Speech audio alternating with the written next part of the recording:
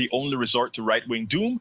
It's Worth It: How to Talk to Your Right-Wing Relatives, Friends, and Neighbors, and other books written by Egberto Willis.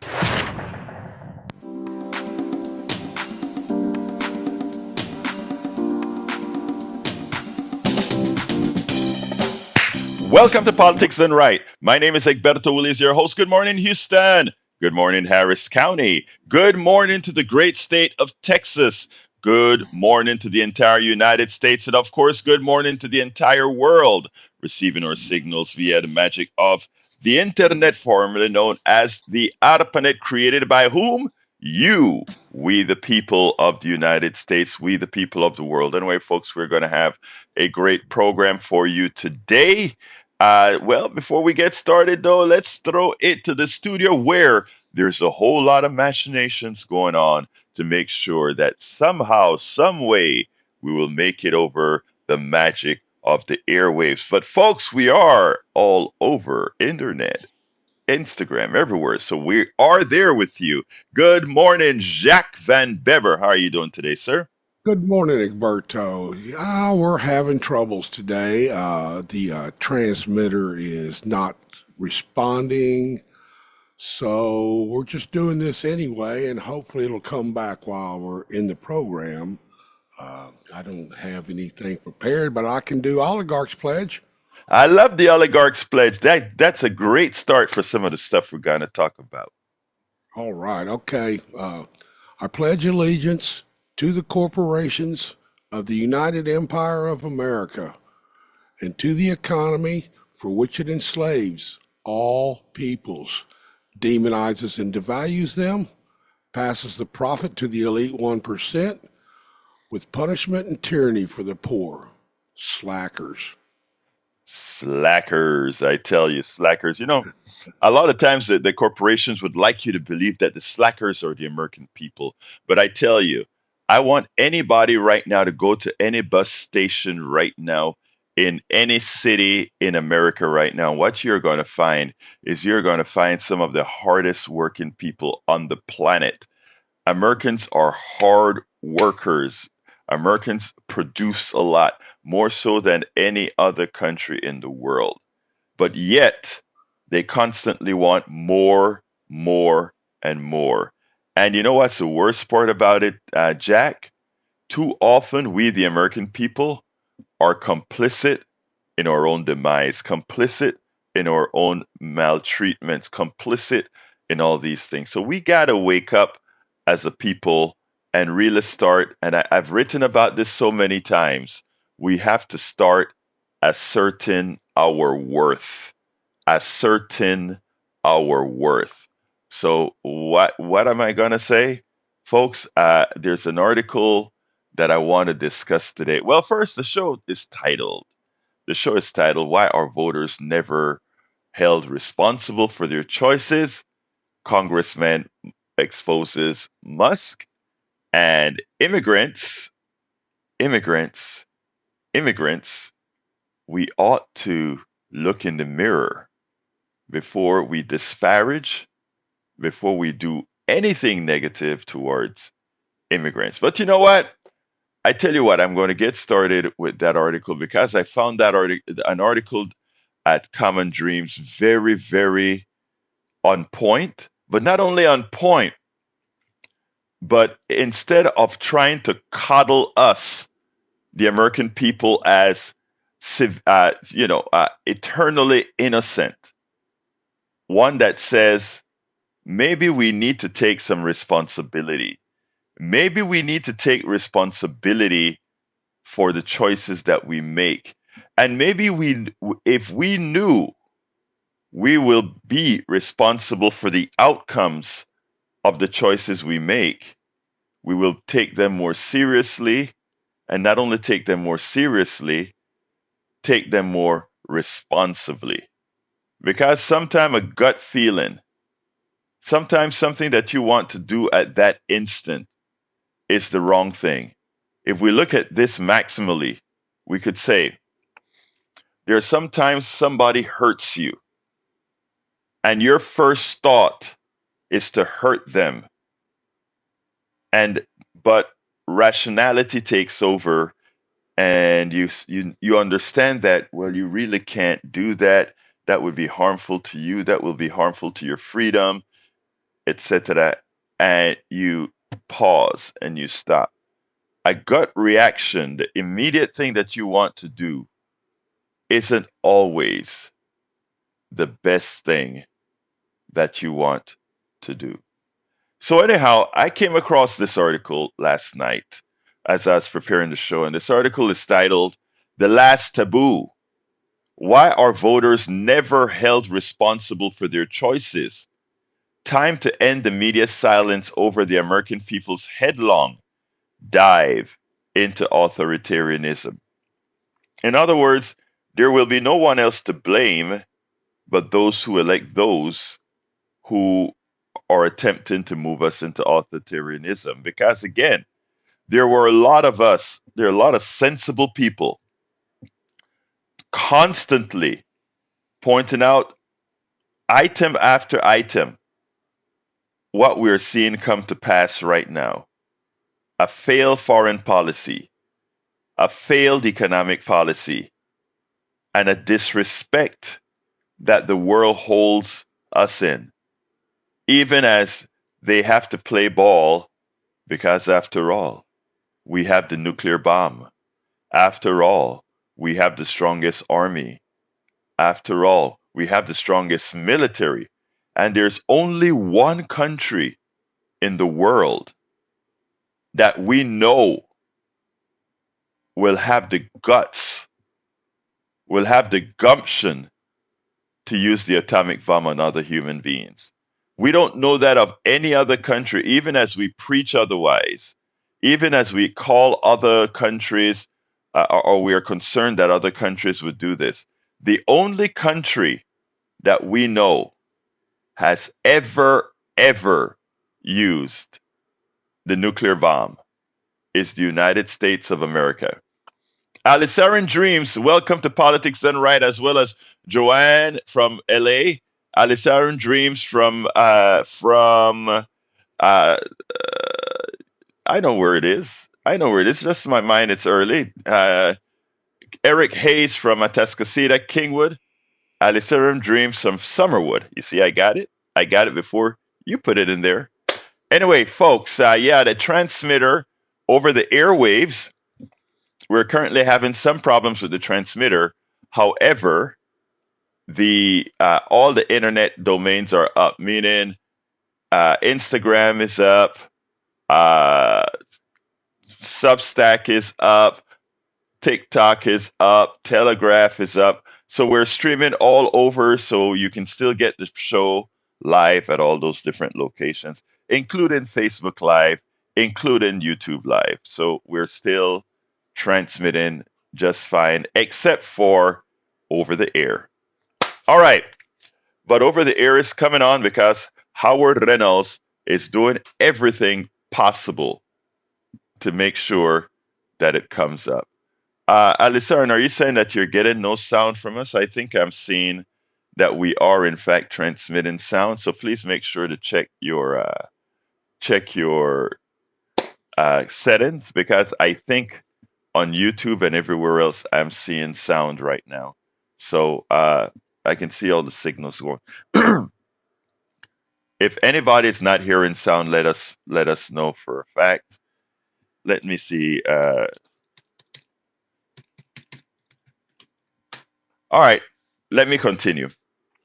The Last Taboo: Why Are Voters Never Held Responsible for Their Choices? And it starts this way. Uh, in his book, The Present Age, the late sociologist Robert Nisbet applied a pithy descriptor to a phenomenon we have seen all too often in public life: the no fault theory of political action, particularly in foreign affairs. President, secretaries, and generals and admirals in America seemingly subscribe to the doctrine that no fault ever attaches to policy and operations, he wrote. The no fault conviction prevents them from taking seriously such notorious foul ups as Desert One, Grenada, Lebanon, and none now the Persian Gulf. Nisbet did not live to see a spectacular example of his theory. George W. Bush, having failed to prevent the 9/11 disaster his own intelligence agencies foresaw, proceeding to initiate a years long disaster in Iraq, a catastrophe of his own making. Yet, we were the yet what were the consequences? The American people rewarded him with a second term in the face of abundant evidence of his incompetence and bad faith. It would appear that Nisbet's thesis needs revision. What he said was blatantly obvious. Of course, politicians really blame themselves for their own egregious policy failures, for it characterizes the typical behavior of ambitious, self confident, and often corner-cutting people. What is more significant and troubling is the reaction of the people who elect them. Why do they more often than not reward leaders who inveigle them into national calamity?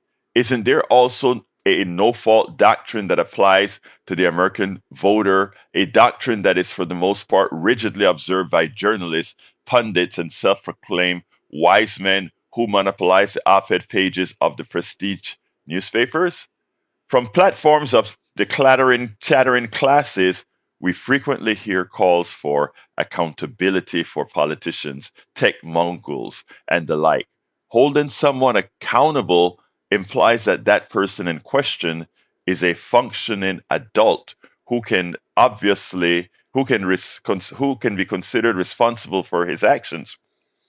How telling then that there are no such calls for accountability when it comes to the American people. In other words, you vote and nobody gives you hell for a bad vote. Nobody gives you hell. Well, we will give you hell for having put a an evil person in the White House, an incompetent person in the White House, an incompetent person in the Treasury, an incompetent person to run our defense, an incompetent person to run our intelligence. We did it. The American people did it. Whether they voted for Donald Trump or whether they stayed home, they did it. Anyhow, turning back to Bush, his reelection did not end his reign of terror. His policy of radical financial deregulation, about which he and his underlings bragged incessantly and about which the public had to know if it were remotely paying attention, led in his second term to the greatest financial meltdown in 80 years. That's a 2008 meltdown that Obama came in and with his policies had to attempt to clean up. But in cleaning it up, he cleaned it up like a standard Roosevelt Republican, a Rockefeller Republican, instead of doing what he should have done, which was to take the banking sector out of the private sector, because otherwise it continues being the casino that it is today. All right? But placid, play it safe presidencies are boring. You know, they consider Obama boring, even as he passed fairly substantive health care. I mean, we wanted it better, but we got something. Uh, Play it safe presidencies are boring, particularly for an increasingly infantilized public that needs 24/7 entertainment to stave off the worst of mental states. Honest self reflection. So they grew tired of Perry Cuomo's crooning, hankering instead after Ozzy Osbourne smashing his guitar and biting the head off of a bat. That explains a good deal about how we got Trump 1.0 and Trump 2.0. Wait, say the pundits. Weren't great swaths of the American people in 2016 victimized by the system suffering from economic anxiety? But exit polling data from 2016 showed that Hillary Clinton won by 12 points among voters making less than $30,000 a year and by 9 points among those making between 30,000 and 49,000. Trump, on the other hand, won every single demographic making $50,000 or more. In 2024, the US economy was the best in almost 60 years for quite a few people. With October unemployment at 4.1%, this is not to argue that everything was ideal, but the economy was better than recent US experience, and unemployment and GDP growth were far better than most developed countries. Accordingly, pundits dropped the economic anxiety excuse. Instead, we have been inundated with think pieces about how Democrats in some unexplained way lost the working class, a demographic confidently left undefined. This claim contradicts continued polling evidence that Trump consistently did better among more affluent voters. The notion that Trump has magnetic appeal among Americans living a precarious economic existence is largely a myth. Otherwise, the media has treated Trump's election like an asteroid falling from the sky, a natural disaster seemingly without input from the electorate. Why? It may be that the press still refuse to violate the last moral taboo in American public life, the essential innocence and virtue of this country's citizens. Well, look, it is time for us to stop that, and I'll leave the article from there on because you get the point. The point is as follows: we get a chance to get forgiven for our gut moves. The two gut moves in electing Donald Trump. What does it say to the rest of the world? That we're not serious. That the American people proper in the aggregate aren't serious. And we have to sit back. Earlier, I said a lot of times we have to sit back and analyze before we make the next move, right? If somebody slaps you and your immediate reaction is to grab a gun and shoot them, that gut reaction of self defense without perceiving the entirety of the situation has a material and a permanent effect on your life going forward. And you know what? We hold that person who does that responsible. In other words, if I slap someone and somebody pops a cap and kills me, that person, they're not going to say, well, it was self defense. They will see in an honest jury, they will see if that person reacted proportionally or did they commit a crime. And the jury would likely find that that person who blows somebody's head off with a gun because they bounced them or touched them or slightly pushed them, that wasn't self-defense. That was that was voluntary manslaughter.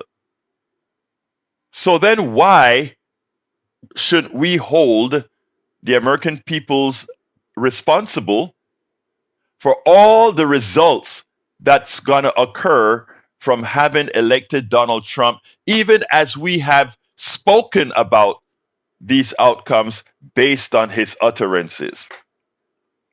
You still always see the media talks about what the American people feel without telling the American people oftentimes, well, America, you may feel that way, but here's some truth. It is silly for you to believe that the economy is in dire straits when it is not. Well, the American people feel. Who cares what the American people feel? Why would a person that is supposed to be objective allowing the American people's feelings to overshoot a truth that you refuse to say because of the innocence of the Americans' ability to feel? It makes no sense. It makes no sense. If you are a mother or a father and you have a child and your child has wrong or doing wrong, or your child are saying the wrong things, You don't say, well, that child has the freedom to say as they please. As a knowing adult, you correct the child with love, but you correct the child. The media that has the time and the responsibility to know, to study, to understand, when Americans are starting to have silly thoughts or wrong thoughts, it is your responsibility, the media, to educate, not to appease and just report, well, the American people believe that the economy is doing badly. That should never be an utterance out of your mouth in the absence of saying the Americans have the false belief that the economy is not doing well, but it is our job to let them know what the reality is. And even if they, as an individual, may be having hard times, the entire aggregate of the economy is working. It is also the press's responsibility to say that one of the reasons there are many people feeling a pain is because the wealthy people in this country, because of policies passed by people they elected, are ripping them off. It's the responsibility of the media to do that as well. That's what we try to do with love at Politics Done Right. We try to make, not coddle. I remember having been a member of several organizations, and one in particular that discussed transpartisanship. We got into various arguments, discussions, debates about how to address people. And one of the things I would constantly tell the chairperson of that group is we need to be civil. We need to talk nicely to people. We need to love on people. But the one thing we should never do is coddle people. Donald Trump is president because the people in the know decided to coddle Americans, even as those who control our economy, our lives, have been ripping us off blind. Joe says, I can't let my thought go. It is not right to remain willfully ignorant when there is the ability to learn, because your ignorance infringes on the rights of others. Exactly, Joe, exactly. And that is some of the things we are supposed to be preaching. Willful ignorance should not be tolerated, should be called out. If someone is willfully ignorant, they should be called out as such with love, but they should be called out. Glenn Ryan says, Egberto, you know the media is already owned by corporate elites and they have been begging for access going back to Bush and his war. You're correct again, Glenn Ryan. But here's the deal, Mr. Glenn Ryan. That is why you have a Politics Done Right. That is why we come to the people to say, fund us. Make sure that we are made whole. Because having a source that are willing to do that work and inform and not coddle and call out, and is not owned by a corporatocracy, we can help in making America smarter, making better choices. But now we have a Elon Musk running around destroying elements of government that will ultimately judge his companies as he rips us off. And there's a congressman that did a piece, yes, a few days ago. And I want to play that because this is the kind of honesty, this is the type of calling out that we need. Here we go, and then I'll take it on the other side. I want you to listen to this. First of all, it turns out that you wonder why it is that El Señor Elon Musk, is really hitting the CFPB really hard, trying to shut them down? Well, I want you to listen to this piece here by Representative Greg Casar, because he has that answer. Why is it that Elon Musk is going after the CFPB? We also know why he went after the USAID to get that money, but also why is he after the CFPB? Check this out, and we'll take it on the other side. Subcommittee is supposedly about looking into waste, fraud, and abuse. So I'd like to start talking about independent inspector generals who are supposed to be looking into waste, fraud, and abuse. Mr. Talcove, do you know how many inspector generals at agencies that were investigating Elon Musk's companies have been fired by the Trump-Musk administration? No. It is 5. Ms. Royal, the Inspector General of the Department of Labor had 17 open investigations into Tesla and SpaceX. Do you know what the Trump-Musk administration did to that Inspector General? No. They fired him. And I think y'all know. Mr. Whitson, the Inspector General of the Department of Transportation, was investigating Tesla. Do you know what the Trump-Musk administration did to that Inspector General? No. They were fired. The Department of Defense's Inspector General was looking into SpaceX.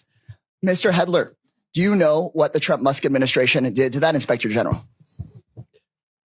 I believe he was fired. Thank you. I think everybody on the panel knows what the answer to these questions were. The U.S. Department of Agriculture Inspector General was investigating Musk's Neuralink.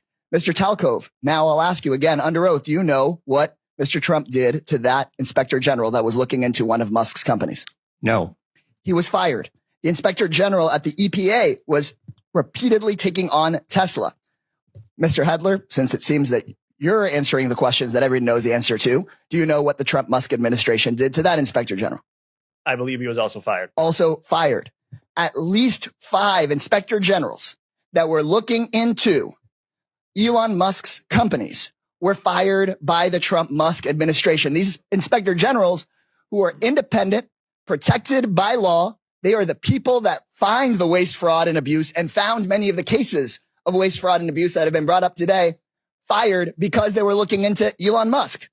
At the NLRB, the National Labor Relations Board, which is supposed to protect workers from getting their unions busted by folks like Elon Musk, made functionally broken by the so-called Department of Government Efficiency that really is the Department of Government Efficiency for Elon Musk, not for you. They are trying to shut down the Department of Education, the Department of Labor. You know what Elon Musk doesn't seem to be looking into? His own contracts.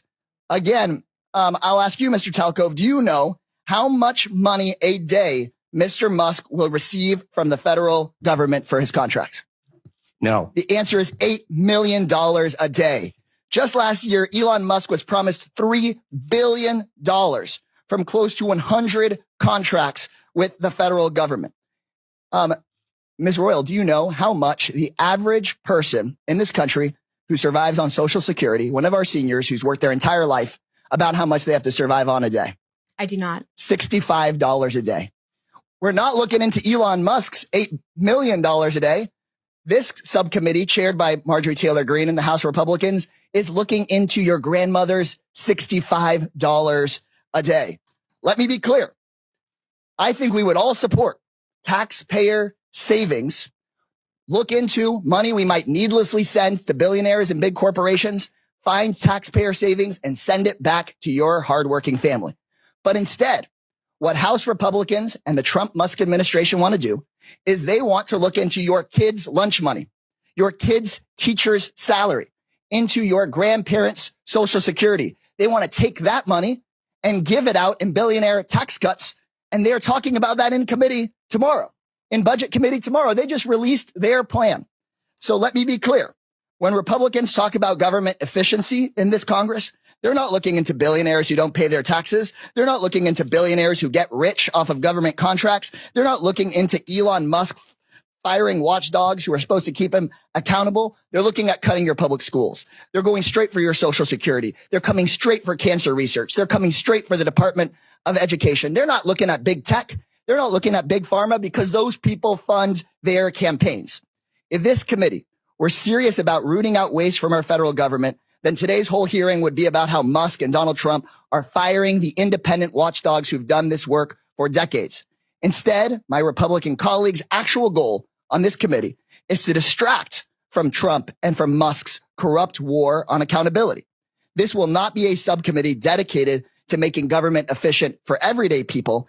It's about helping Elon Musk and Donald Trump be as efficient as possible in robbing our government and handing out our government services to the rich. So this seems that this subcommittee is just the gentleman's time has expired. The gentleman's time. So absolutely, that's the case. He wants all those regulators gone. He wants all the watchdogs gone because, one, for personal reasons, when his Twitter starts to do transactions, he doesn't want any scrutiny. But then again, he also wants nobody scrutinizing the amount of money that the government is given to all his different companies. The guy is a welfare king because his entire operation is based on so much of the income coming from the federal government, your tax dollars. This guy ain't no genius. This guy doesn't even know how to do these calculations about rockets that we're giving him credit for. It's his salaried employees who are doing all these projects. He's just the puppet master. He's just the one with capital. And in a capitalist society, capital speaks. You can be as dumb as hell vis-a-vis your president, but if you have capital and you're a male of a certain persuasion, we always know that, you know what, man, you can actually make it as you keep the indentured servants doing the work for you. And that is what we have got to understand. That is what we've got to understand. This is all a shell game. Good morning. Loretta Brock is here from Houston, Texas. Good morning as well.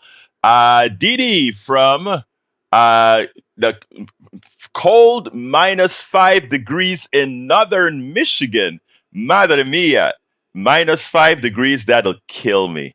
It's only about, I guess, 43 degrees in Houston, and I'm dying. I have a heater running after a space heater and a heater.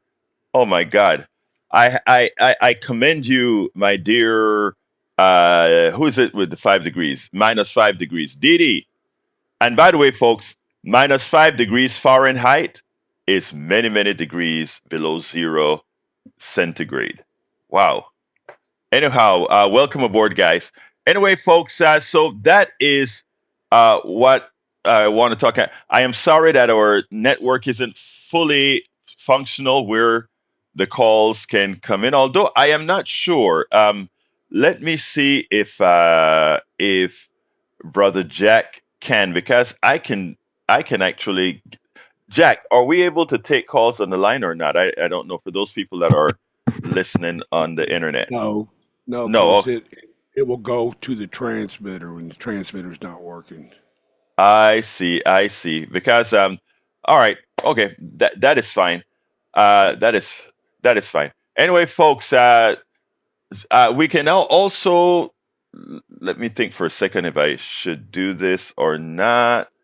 I don't think that violates anything. I'm pretty sure it doesn't violate anything. All right, folks, we have an alternate number that we can use just for today, this morning, which is 281-823-7747. Just for this morning. We normally go back to the number, but since we're having technical difficulties right now, you can call 281-823-7747, and I'd be able to handle those as well.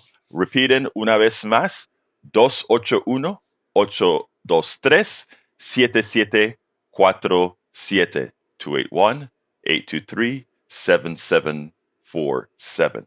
All right. Let me see here. I want to continue talking about our personal responsibility. There are many of us that are listening right now that are on Social Security.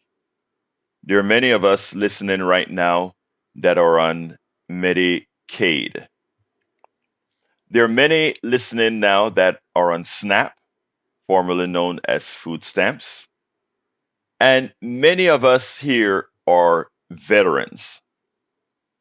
Now, we told you before the election categorically, based on the numbers, and we explained how and why. Okay, this is politics done right. Who do I have the honor of speaking with? This is Anthony. Anthony, talk to me. What would you like to add, sir? Well, I was having problems listening to your show, and I finally figured out a way to get it through YouTube. So Hey, we're Berto, talking about Elon Musk. we and can't hear how he's Anthony. Okay, firing all Anthony. the Inspector General. Right. I'll make sure that you hear Anthony in a minute. Hold 1 second for me, Anthony. Let me just Okay. make sure that I can get your signal over to the beat, because I understand that the studio cannot hear you right now. So bear with me as I try to fix that now. And let me think for a second. Uh, let me think for a second.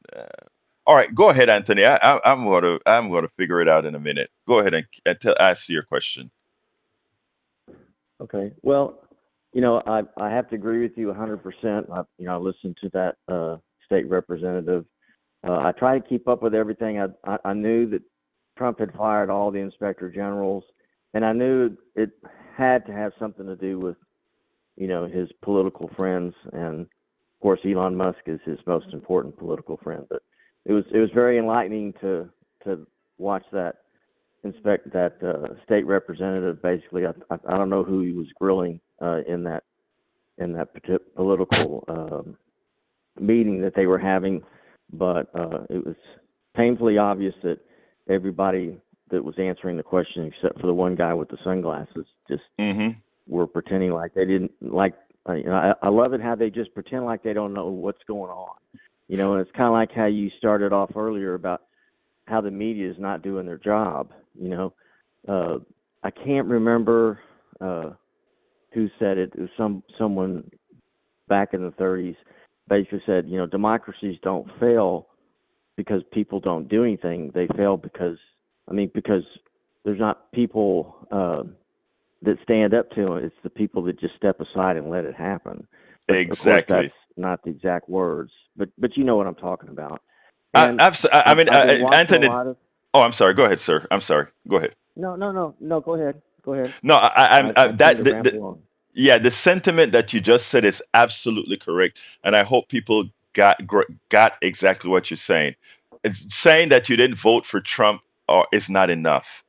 Actually, doing something proactive is what's necessary. Please continue, my brother.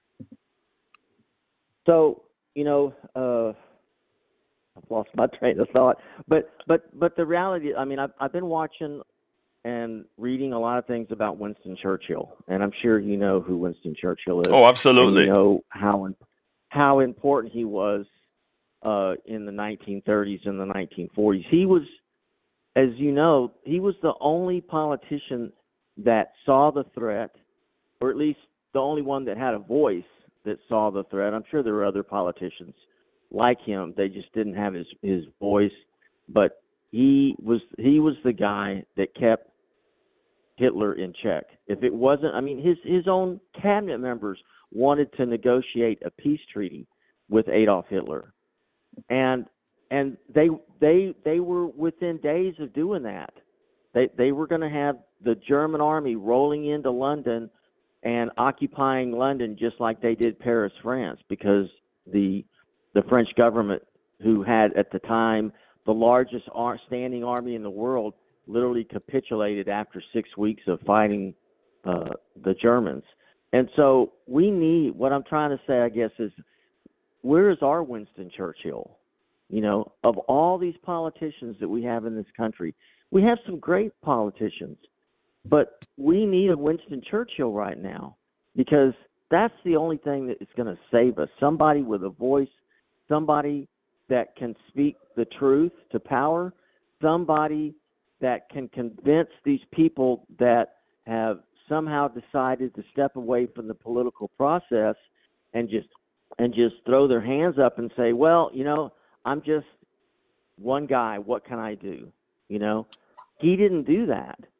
He stood up to Adolf Hitler, and he literally changed the world for Western Europe and probably our world too. Because who knows what would have happened if Adolf Hitler, because England, as you know, was the last country that Adolf Hitler had not invaded. And once he got England and who had the greatest navy in the world at the time, it'd have been all over with for Western Europe. So What I'll is just leave it at that. what is so important, Anthony, is that you're right about that. And I think the article, I don't know if you were here at the beginning of the show, but the article at the beginning of the show stated it best, right? Where it actually said we have to stop just saying we can't argue with or can't debate with the population that's doing the wrong thing, or the population is not always innocent. We have to have leadership to lead that population. Politicians are going to be politicians. Many of them are empty vessels that are just looking to see what fills them up. The others are there. People are there to further assist. So, I mean, I think you nailed it, my brother. Thank you for calling in, sir. Okay, thank you for everything you do, and you have a good weekend. You too, sir. All right, folks, that was Anthony with some very present words. Joe said, whoa, I didn't know that about Hitler and Churchill. Yeah, you have to remember Chamberlain at first tried to appease Hitler. Hitler is not going to go into, I think it was at that time, he's not going to invade Poland, etc. And of course, right after that, he invaded Poland. Of course, right after that, he invaded. Again, this is what we have to deal with, folks. This is what we have to deal with. Anyhow, let me go ahead and continue here with with continuation. Again, folks, if you want to give us a try at calling in, our other phone line isn't working, but the 281-823-7747 is. Again, that is 281-823-7747. Look, Howard and Jack are working profusely to get that the transmitter going. But luckily, we have so many different avenues in which we reach you, and we have many of you live right now. So thank you so kindly for being here. And Anthony, thanks kindly for, after not being able to pick it up on air, to search around YouTube till you got the live program on YouTube. Make sure and bookmark that and share that as well. Anyway, folks, so before Anthony called in, I was talking about Americans knowing those who are on Social Security, those who are on Medicaid, SNAPs, food stamps, veterans. We all explained that if Donald Trump is to give a humongous tax cut, because all those programs are paid for by taxes, right? Social Security is paid for by your portion and the employer's portion of the FICA tax. Your Medicare is paid for by that 3% tax on your wages. But your Medicaid comes out of funds coming from the general treasury as well as the state funds that they pick up in taxes, however they do it. So we knew right up front that the first hit, and that goes for SNAPs, that also goes for Veteran Affairs. We all knew that if you are to cut taxes for wealthy folks in the order of $2 trillion, that the only way you can get that massive amount of money needed would be from programs that have massive budgets. And programs with massive budgets are the military, Medicaid, and Veterans Affairs. Massive budgets. So therefore, it's a zero-sum game. if you are to give big tax cuts, the monies have to come from those big programs. And the Republicans have written their budgets, and they're going through some markups right now. And that's exactly what's going to suffer first. Veterans, as you see, they're laying off a lot of veteran employees right now, even as they really need more, but they're laying some off. Medicaid, they're trying to figure out how to give states less money so that they can give Elon Musk and a few billionaires a lot more money. Veterans Affairs, if you're a veteran, you served your country. You served your country. And what your country is trying to do now, under the auspices of Donald Trump and Elon Musk, the billionaire, is to figure out how they can give you less. Those of you who vote for Trump, who are veterans, Medicaid recipients, Social Security recipients, and all these recipients, that's your choice. Unfortunately, your choice doesn't only affect you. It affects those who made the right choice for humanity, for their sanity, for their well-being, their financial well-being. And I know many of you refuse to accept that you've erred. But the thing about it is, there's still much you can do. But you have to first admit that you've erred. You have to accept those who told you or are telling you that you have erred. And those in the media and elsewhere must also tell you and not try to coddle you to tell you that you made the right choice, or you made the choice, you had the free will. Yeah, you have the free will to screw yourself. Do you have the free will to screw others? Well, in a democracy, you do, right? Because it's majority rule. Whoever puts more in there. But again, you screwed up.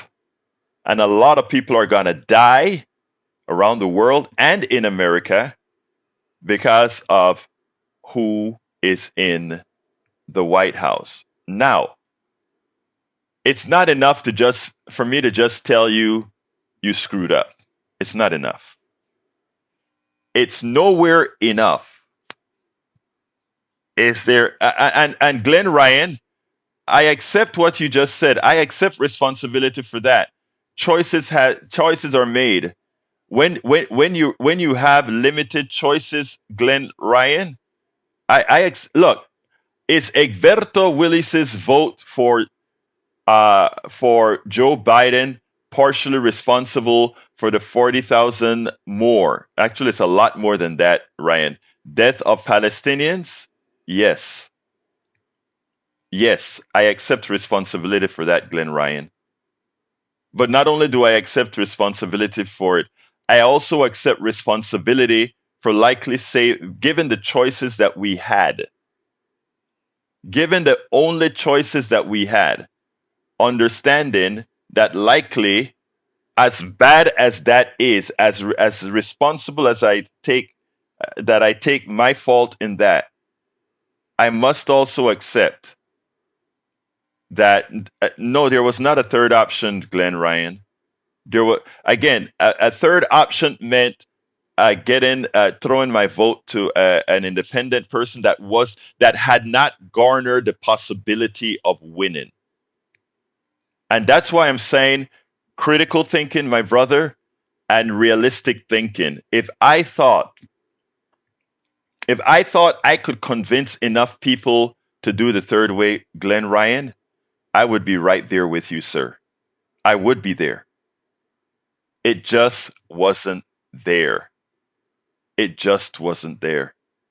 Why don't you call in? Let's have this chat. Why don't you call in? I'd like, and this is just a good chat, because it's better said when we can have the bidirectional communication. But anyhow, folks, my next point is there's something you can do. So I'm going to start it this way, because I may want to cut this section out. I would not cut it out, make a blog out of this section. Many Americans made the wrong vote. Many Americans, as they've done for a long time, voted against your interest.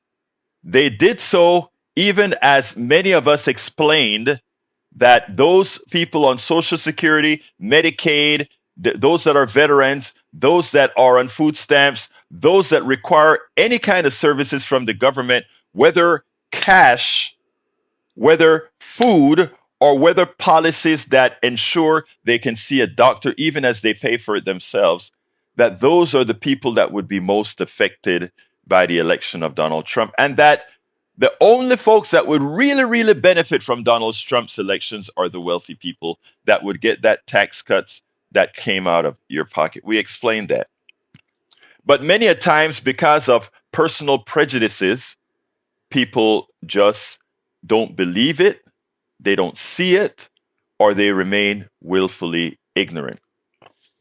The media in this country has a policy that they never go out there and tell the American population that vote would be a bad vote. You harm yourself with that vote.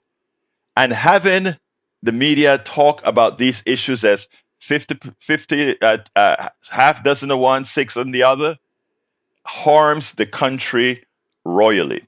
But that's not water under the bridge.